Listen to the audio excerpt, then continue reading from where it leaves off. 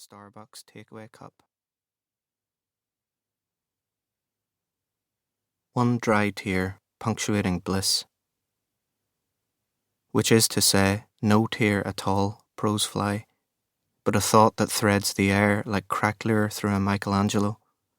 This chipped plasterboard, this bay window.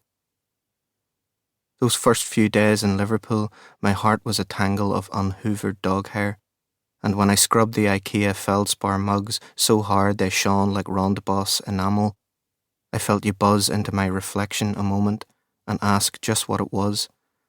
This coffee-stained elegies on the inside pocket of my coat. This thing one feels for home, away from home, when, as Donne has it, I have been inside my head, falling in love, preparing this good life. About suffering. So many of us gathered that you'd think we were about to levitate the town hall.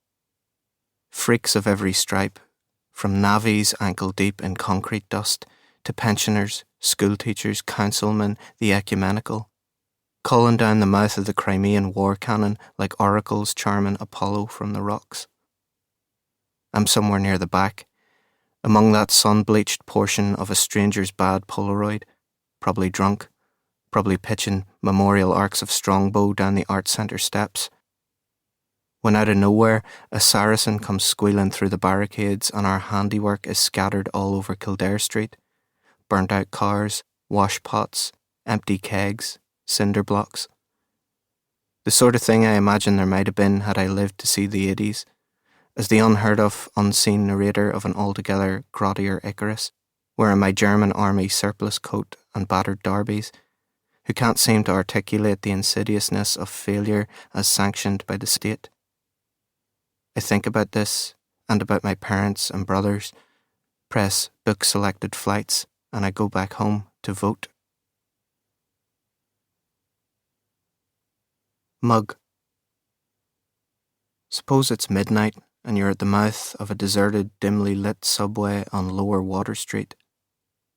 Suppose you shout, sing the words Chucky Our La down the uvulae of this piss-befouled, several-throated beast, then hear the burst of glass on Pebble Dash. Suppose the sources of this, in their Nike trackies and with scarves pulled tight into riot masks, appear next to you like Virgil, then speaking, ask for your phone or they'll fuck you up. What would you do? Suppose they're tweaking, for example, and this being a hold-up, threaten you with a knife, then fracture your nose. Suppose this comes to define you. Suppose. Sanctuary. Midway through my own fucking life's journey, since I'm 20 now and destined for such things as premature death from stroke at 40, I wake to find myself among the high ceilings of St. Coleman's Cathedral on Hill Street, perched like a madman next to some Martins with only a 2-bar heater for heat. I wake alone, with the choirmaster's podium jammed against the door of this choir loft suite, carving my name out of pure tedium into one of the pipes on the pipe organ, when suddenly I hear chanting, as at a stadium, erupt in the street, and Father Morgan remonstrating from the church's front door that now would be the time since I'm upstairs snoring. I'm flabbergasted. I thought I was being ignored by the old bastard, and had sort of hoped that with the exception of the odd hoor from St. Christopher's Park and some dope, I could live my days in relative peace under the watchful eye of John Paul, our Pope. Hadn't figured that, of all people, the priest would be the one to grasp me to my captors, who were on their way up now to bag up my knees. The drowning. The story then became like this. He jumped in off a Clydesdale horse, then vanished like Eurydice beneath the sawdust, oil and gorse.